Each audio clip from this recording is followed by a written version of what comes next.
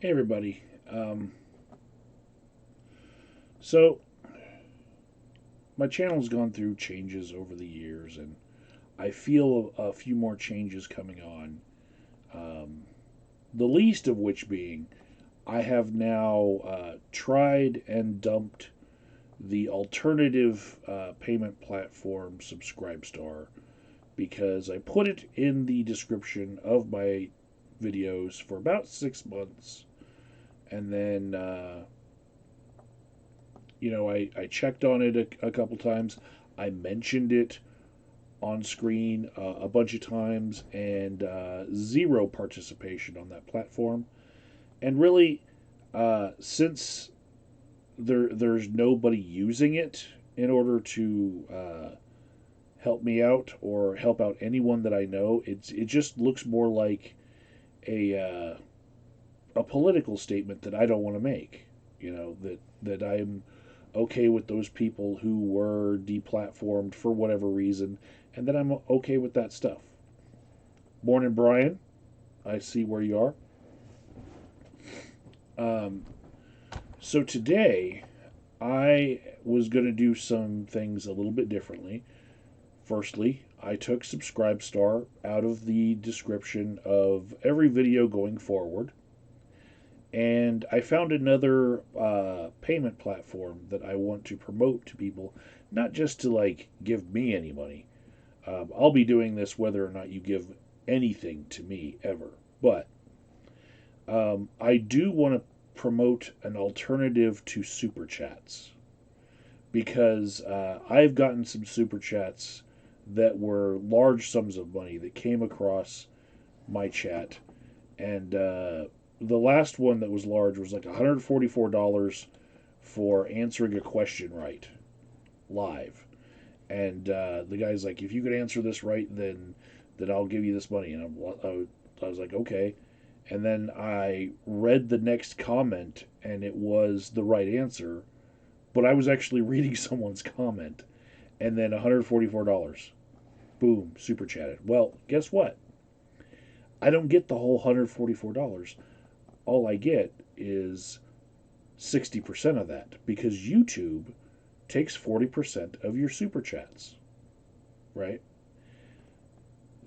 If you were to donate directly to people here on YouTube, they would get more of the money. If you were to use people's Patreon and just take the amount of money that you wanted to give and then like spread it out over a couple months and just give small amounts, they would still, whatever amounts you give, they would get 90% of because Patreon's taking like 10%, right? 90% is a lot better than 60%. So I'm trying to promote an alternative form of payment now. I'm going to go with this new startup called Ko-fi. It's KO-FI. Um, Basically, it's an intermediary between PayPal and people who want to give you money. And it doesn't give up your docs. Um, it's it's easy to use, and it has an accountability feature to it where you can say you have a goal that you're trying to raise money. There used to be other services like Chip In, where you said you could say to your audience, "Look, I'm trying to raise money for this purpose. Please, everybody who's donating, go through Chip In so that everyone can see transparently how much I have gotten." Because if I'm trying to raise $3,000 and people are all trying to arrange privately to give me money on my PayPal, I could take in a lot more money than that for a charity, and none of the donors know, right? And this was something when we had Chip In, which is now defunct platform. Chip In gave us that transparency. It had a little thermometer that would grow. Well, Ko-fi has a similar thing with its goals, where you can see this little heart scale grow, and it's basically the same thing. And I like that. I like the transparency. Okay, and you can set the amount of coffee, amount per donation that you would accept. The default is $3, but I set it down to one.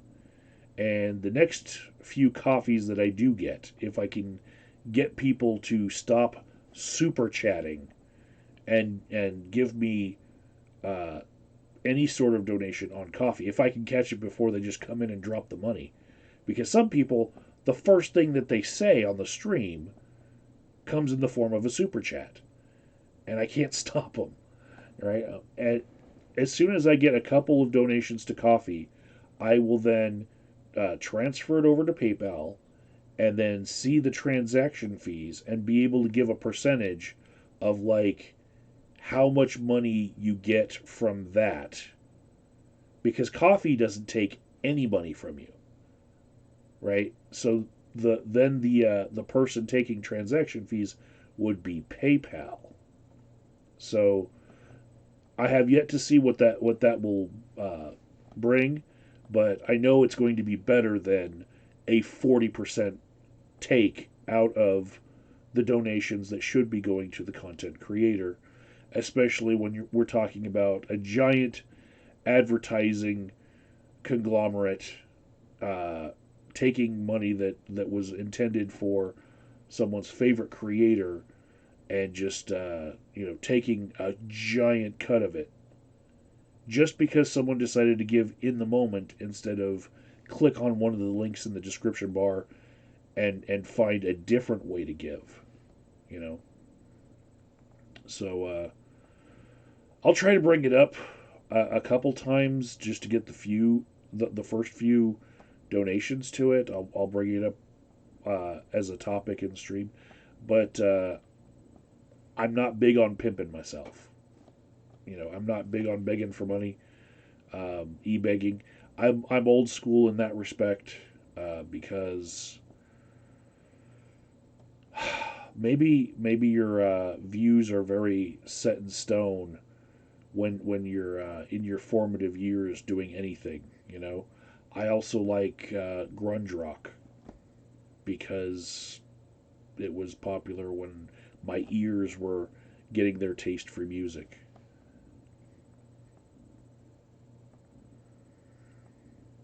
Brian says PayPal will probably be around 10%.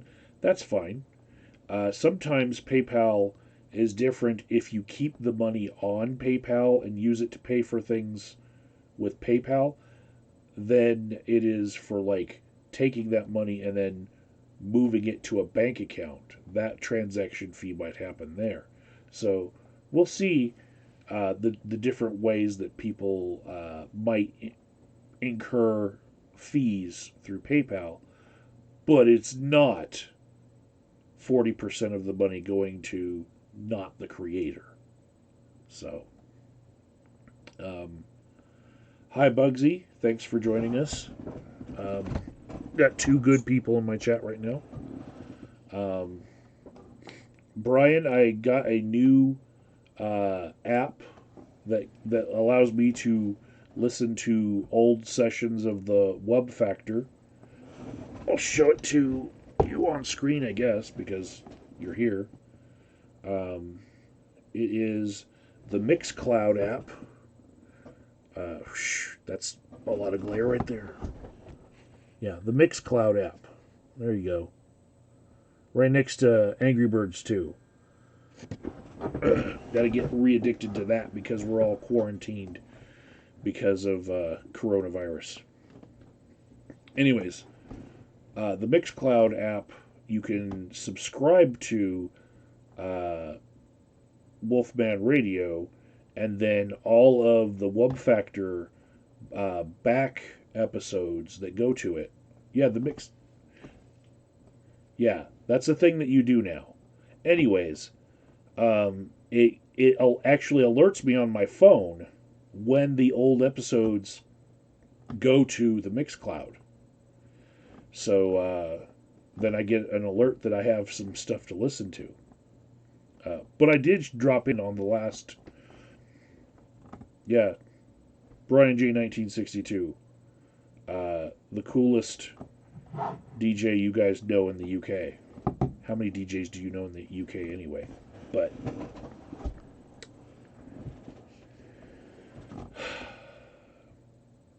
okay, all that out of the way. Before I actually start on reviewing the study that I actually put into the description, I also want to say that I've had a little bit of a think about the kind of streams that I've been having.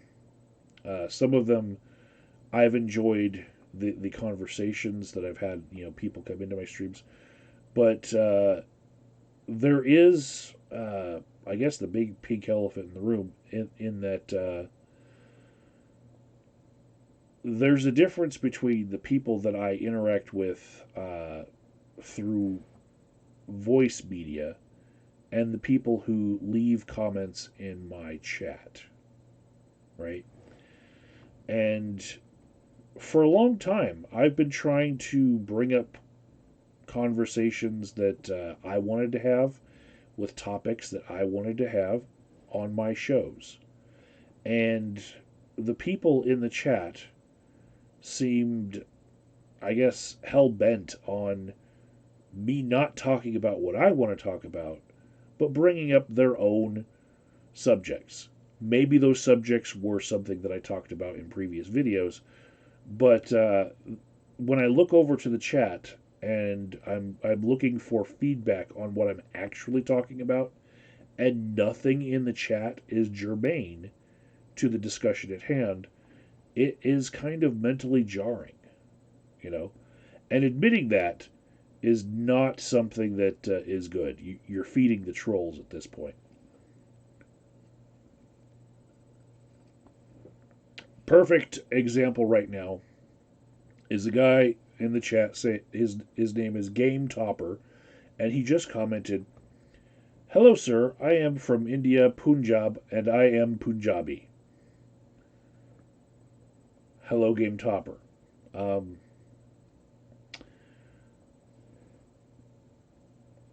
that's okay that someone's Punjabi. Has nothing to do with what I'm talking about. You know, not having a direct conversation. But it's been worse than that. It's been, oh my God, Mike's gained weight. He's becoming the new Happy Cabbie, or people just incessantly posting Islam is peace, just to get me to comment on that issue because I guess they think it's a more hot button issue that people who are in favor of social justice often are taking a blind eye towards the issue of Islam, and more they're more concerned with Christianity in their backyard. Bugsy says he likes the direction that I've been taking my streams discussion. Thank you, Bugsy. But I have had people, when I look over into the chat, say that, oh my God, get this person off. You're ignoring the chat. And when I look at that, it is kind of mentally jarring me out of the actual good discussion that's going on. And some of them have had to warm up a bit, you know, but I've had some people on my streams that I really enjoy talking to, that I really respect. And even then, like the chat section seems to be just bent on derailing the conversation if they could from behind a keyboard. Now, I've had streams where I have called out to them, all you got to do is click that link and jump into the stream. We got room for you on StreamYard. Some of them actually have come in, and what they say to me in the stream is a little bit more watered down than what I see in the chat. They might say it once or twice, these kind of off-topic things, but then they tend to, have a conversation. Um,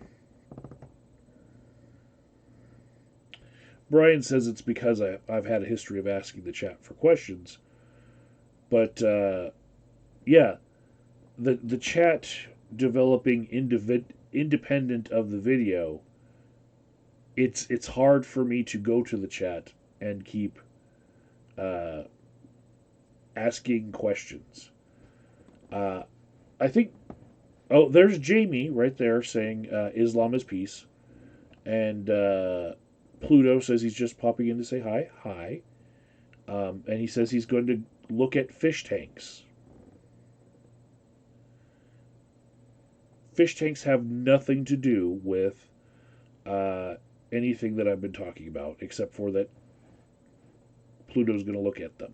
And I just mentioned Pluto. Cheers, Pluto.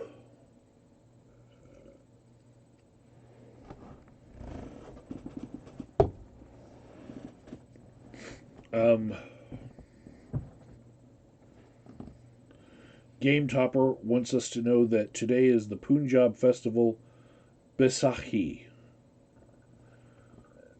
And I imagine within a couple lines here, Jamie's going to say some more about the religion of peace.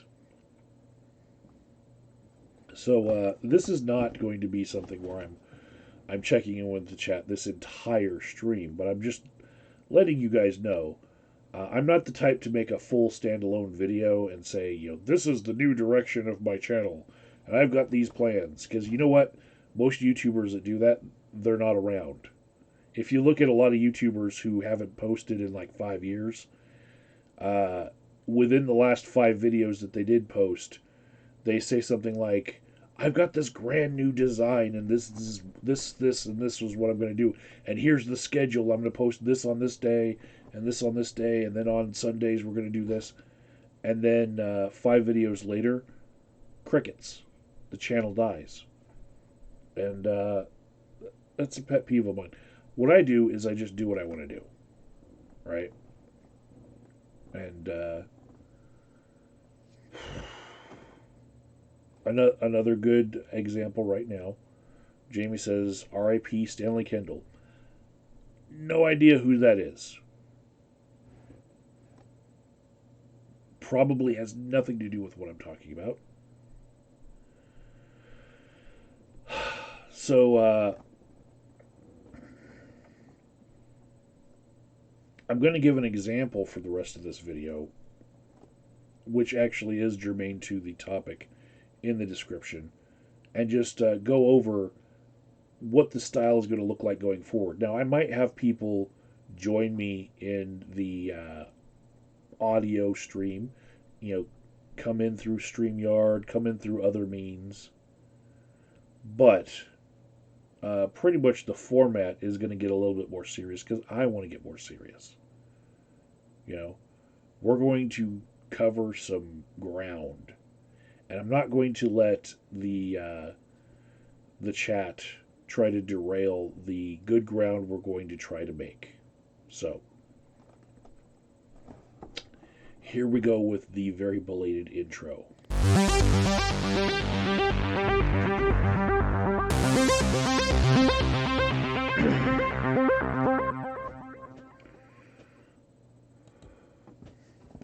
Brian wrote the music to that, by the way. I'm probably going to need some new theme music for some different segments that I'm doing. This segment today is the study review. I used to do this, and this is not like a book report, like of the books that I'm reading. This is one of the books I'm reading right now, but it's a lot shorter because most of these studies they're under 20 pages. Easy reads, and if you know how to get behind paywalls, either because you're a student or because you know how to pirate things, like by going to Sci-Hub, you'll be able to follow along. And I think that by blazing my own trail and getting ahead of what is trending and just talking about what I want to talk about, I'm going to feel a lot better about me once again. It used to be that if you traced all of the drama back to who was originally talking about it, it would be a key number of YouTubers who were just making original content. That's where I'm going. If you want to stick along for the ride, you're still welcome to. So, who are Troy and Chase? Brian asks in the chat. Here we go. Troy and Chase are the subject of a study that was published in the American Psychological Association's journal, Psychology of Popular Media. Now, in this issue from 2020, Volume 9, Number 2, this is page 224 to 235. The study begins, together they are Troy and Chase. Who supports demonetization of gay content on YouTube? Right? And basically, if you were to read the abstract here, it says that they went ahead and they sampled 247 people, and they wanted to know who supported taking away the monetization from the channel of Troy and Chase, who are the titular gay YouTube channel, right? And what they found was pretty not that shocking. Basically, if you are conservative, you are not going to want gay YouTubers to be monetized. If you have a homonegativity, regardless of whether you are conservative or not, you could be somebody who hates gay people and you are liberal. They exist. There used to be Democrats that would support homonegativity, and then also if you had perceptions that gay content on YouTube was going to affect society. You know, if it was going to have a negative effect on you and the whole world if there's more gay content on YouTube, then you're going to be in favor of YouTube taking away the money of content creators that are gay. So, get over here. All right, so doesn't seem that shocking, does it? That it doesn't seem like it would even need a psychological study to be done. But there are a few problems that I came across in this study. Of course, it does a good job in the body of it when it gives a history of the YouTube adpocalypse of 2017, right? And it seems like a few other YouTubers that I've watched might have read this study, or I guess articles based on this study. When I look at the specific things that are being said by this study, and one of the things that stood out to me that really was hard for me to accept was this concept that they had in it called demonetization as censorship by proxy, right? So demonetization as censorship by proxy, what that actually is, in layman's terms, is they're not paying me. Okay? So,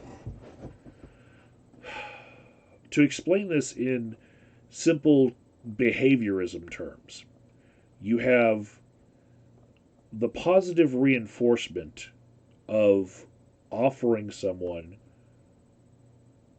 money to do something, right? If you don't offer the money, that is not punishing them right? That's just not offering the money. That's the carrot side of things. Now, punishment is a completely different thing. That's the stick, right? If YouTube were to say, okay, you're posting gay things on YouTube, so we're going to restrict how much you're seen, how if somebody had the link to your video because you were able to promote yourself, like you went to some speaking engagement and gave people your business card, and they went to the link on that business card and they said, hey, I can't find you there. You seem to be buried under the search results, you know, like somebody's actively trying to hide what you're trying to show. Then that would be punishment, right? If every time you posted a video that was gay, if they said, okay, you got to pay a fine for that. It costs money to post gay content. We don't, everybody else gets to post their videos for free, but you have to pay. All of those things would be on the punishment side of things, right? Just not giving someone money for their video, just having the monetization turned off for that video that they still get to have hosted on YouTube for free, is not punishment. Just not promoting their videos in the sidebar, where they might get additional views from the additional publicity that YouTube was giving them for free by promoting them to people that might not have known about them without them even having to do anything to promote themselves. If YouTube turns that off or turns it down a little bit, that's not punishment. They were already getting the reward. The reward is just being not given as freely, right? There's a difference between reward and punishment. Anyone who has a cursory understanding of behaviorism in psychology and classical conditioning understands that what they're trying to do when they say demonetization as censorship by proxy, what they're trying to do here is say, if you don't pay us money when we're making these videos, then you are censoring us. And that's wrong. They have just as much voice as me, and I have a tiny channel. Not many people are going to see this video at all. I say that for, all of my videos, and then 1 out of 1,000 does go viral. So, most likely, less than 200 people are going to see this video, right? Is it YouTube's fault for not promoting me because I talk about sensitive subjects like how YouTube likes to promote things? No, right?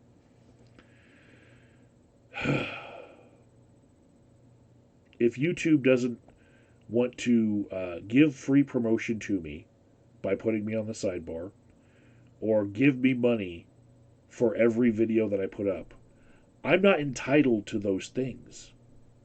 What happened, though, is that there are some YouTubers who broke out early, right? The algorithm favored them. And they got used to being on the teat. Okay? They got used to being artificially infused with all of this popularity that they actually didn't earn as much as YouTube gave them through free publicity by promoting their videos in the sidebar. Like, hey, you might also want to watch this, right? If YouTube made the decision as to whether or not you showed up in a sidebar that there's no way for you to earn the right to be in, or if YouTube puts you on a featured list as an up and coming artist, there's no way to, there's no formula that you could, check all the boxes and make sure that you get, because YouTube curates that. Then you didn't earn it, they gave it to you. Right? So I'll just leave it at, for this period right here, censorship by proxy in the context of this study that I'm telling you all to go to. By the way, the DOI for this study is in the description box if you want to look it up yourself, and maybe go to the paywall that you might usually go to your school library, or pirate it on Sci-Hub. I don't care. But censorship by proxy anywhere else other than talking about LGBT YouTubers in the past year or two is not a thing associated with demonetization, right? Censorship by proxy, the actual usage of it prior to 2 years ago was, if YouTube didn't censor you, but they sent some thugs to your house to beat you up, and you couldn't trace the censorship back to YouTube, that would be censorship by proxy. If YouTube let you keep your YouTube channel, but then had Microsoft put a virus on your computer that made your computer slow, that would be censorship by proxy, because it's a different party acting for them, right? But what they're trying to say that censorship by proxy is that by not paying people money, you are not giving them a platform for their voice, when in fact everyone has this platform for their voice. You can upload videos for free, whether or not they're paying you with monetization. So there are a lot of shitlords who haven't really covered the nuance of this, right? And here I am on the social justice side, policing my own, saying, no, this is ridiculous. You guys are entitled fucks. And you've gotten, some people in prestigious academia to go along with your entitledness. You've been given a lot, and now you're not getting as much, and you're crying about it, and relating it to the fact that you're gay. Now, if we go further in the study, there are biases that I will be bringing up probably a lot in the future, but if we go to their methods section, okay, I'm not posting the whole study here, because for fair use purposes, I don't have to. I can just talk about I can show you the things that I want to talk about. So, if we look at their method, they paid people through Amazon Turk $1 each, right? And they got about 247 good participants. Now, some people didn't watch enough of the Troy and Chase video that they wanted them to watch, and some people didn't answer the attention check questions, so their results got taken out, and they ended up with 247 people. Now, if all the people that were attempted participants tried to get into this, then they paid around $300 to do this study. Now, that's not a lot if you're just trying to make a paper for a grade, or just to get published. Think about this. Publication for people in academia is their lifeblood. The more papers they publish, the more they are relevant in their job. It's like the equivalent of getting meaningless seminars for certificates to show, hey, I'm a little bit more employable, right? But $300 to spend $1 each for people who go to Amazon Turk and use it as like I take internet surveys uh, for a little extra cash type deal website. That creates a little bit of a bias, right? You're getting the kind of people who, in order to try to make a buck, or maybe even try to make some subsistence from this, they are going to the Amazon Turk website to sign up to take study questionnaires, right? Um, you can't really make minimum wage doing Amazon Turk. It's like the prices have been a race to the bottom. Um, Last time I took a survey on Amazon Turk to try to make a buck while I was doing other things, I got like 25 cents for 15 minutes of work. So it's not really worth it. But what I'm saying here is there are different ways to skew your studies um, in terms of the bias of how you're picking your participants. The worst one might be using psychology students because a lot of these studies they're in the realm of psychology. So like the master's level and PhD level students will find a class that they are teaching and give them all the study questionnaire and collect all the answers for them. And there's a certain bias in that because they're going to be slightly college educated. They will be university students. They'll be in a certain age demographic mostly.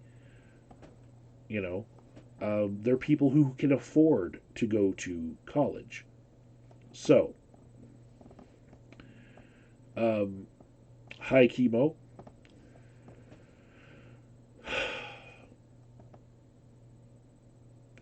That kind of a bias you can adjust for by paying a lot of money on Amazon Turk to find some more randomized people. People who are just sitting at home on their computer trying to make a buck by taking a survey, right? You get a much wider swath of people that way, but you still skew your results in a slightly different way. Even with that said, I will say that a sample size of 247 people is not that big as far as creating reliable science, right? It's a good size, but you could go bigger. Besides that, what they ended up with, as far as the meat and potatoes of the study, is if you're conservative, you're not going to want to see gay YouTubers get paid. That's the correlation. Mind blown, right? Holy shit. And this is something that everybody needs to see in a journal of psychology published by the American Psychological Association, right? That's the groundbreaking work we're doing right here. Whew. So here's the thing. What this study was looking at was a lot of different uh, measures, right? So right wing authoritarianism is something that correlated highly with your agreement with them being demonetized. Um, your idea of corporate social responsibility. Should corporations always put a wholesome image out? What about the kids? You know, if you had that sort of a mindset, then that also uh, correlates to whether or not you want gay people to be demonetized on YouTube. Also, sexual orientation, right? So these are questions that they are asking the audience members by creating audience members to watch the YouTube videos, right? So there's a list of the measures that they had. Um, right here. I'll show you guys on this page. So, gender, age, sexual orientation, political orientation, your exposure to YouTube. How much do you watch it every day? Right wing authoritarianism, homo negativity. Um, this one is the corporate social values responsibility variable, digital citizenship, and some others, right? What is not here, what they're completely missing is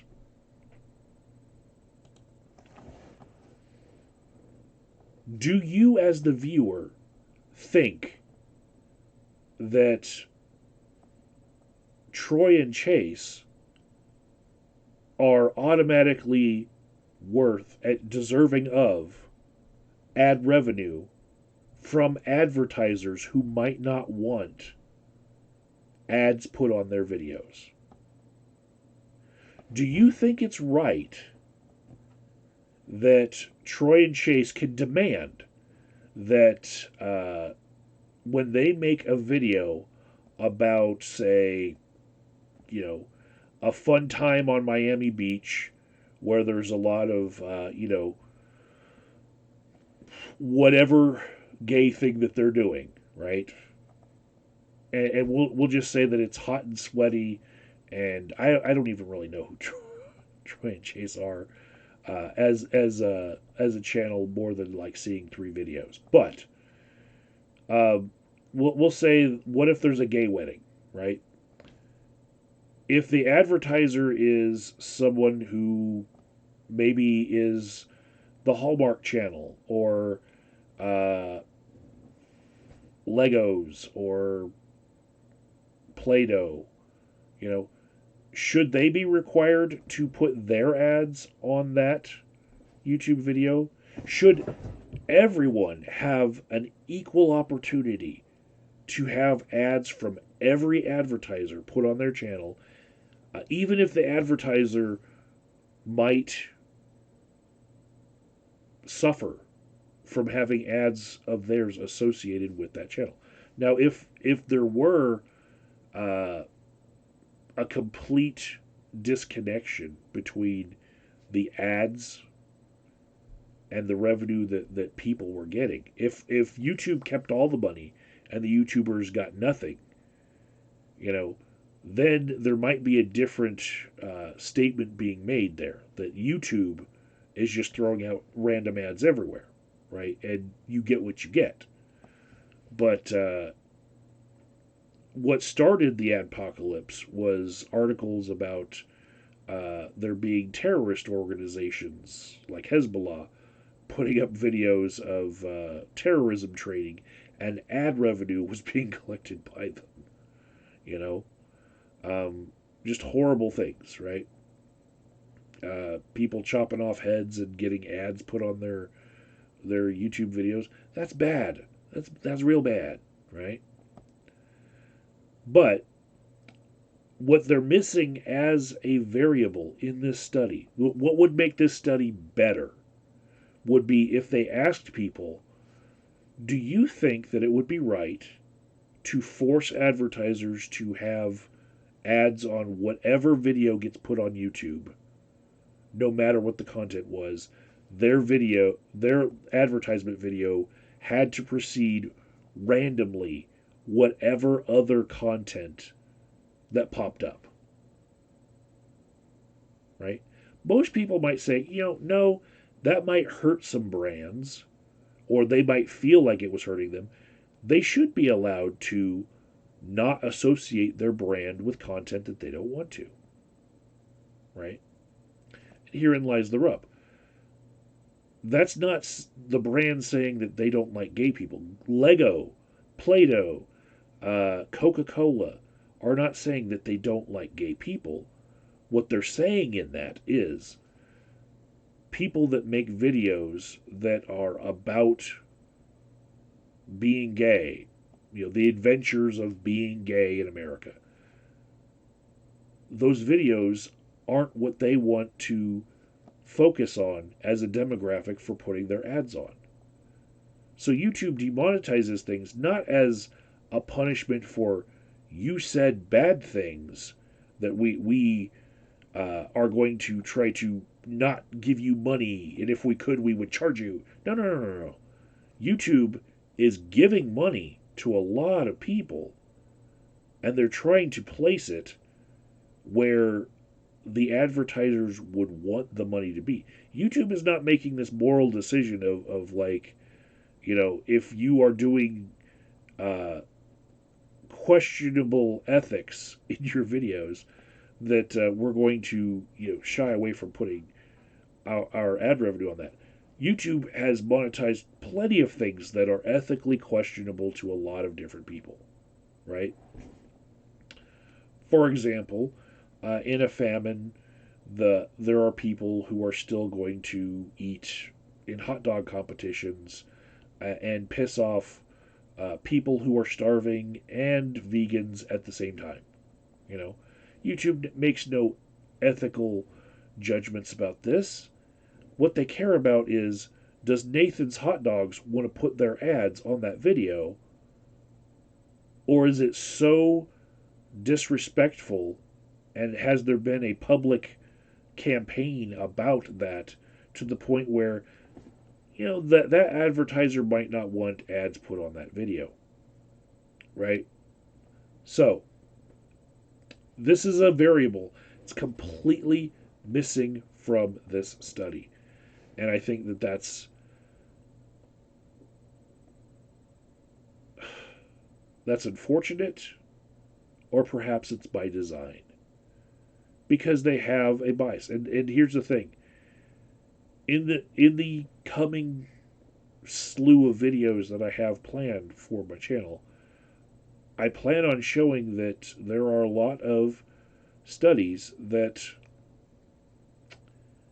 well, it's like they have started with the foregone conclusion that they're just trying to give more evidence towards, rather than really just do the world a favor and find new, exciting facts that can actually maybe try to change the paradigm that we're living in.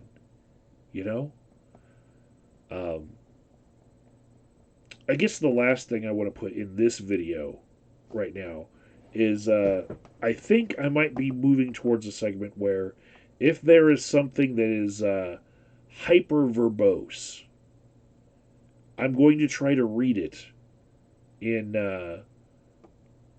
in the voice that it deserves to be read in. Okay? And the first sentence of the actual study, after the abstract, the first paragraph, right? I'm going to try to get through it without laughing.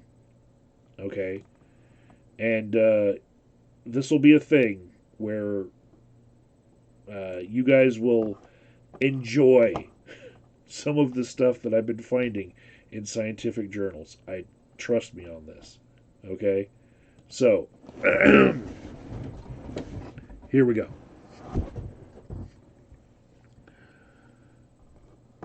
We're doing this highlighted paragraph right here. Throughout most of human history, media was created locally and reflected the shared realities of the community.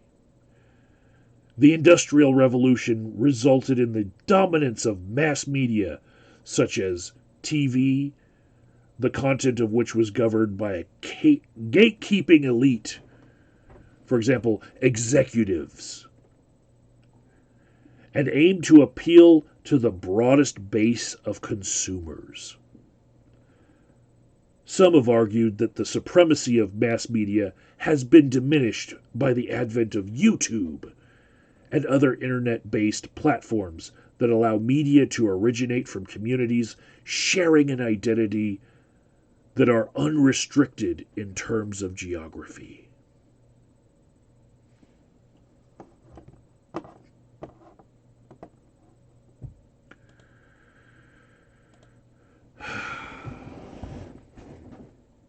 That was fun. That was fun.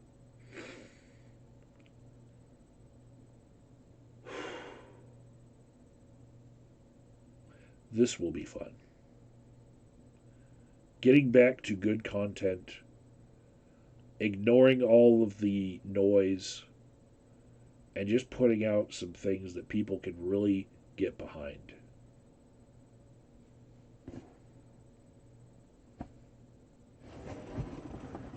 See you guys tomorrow.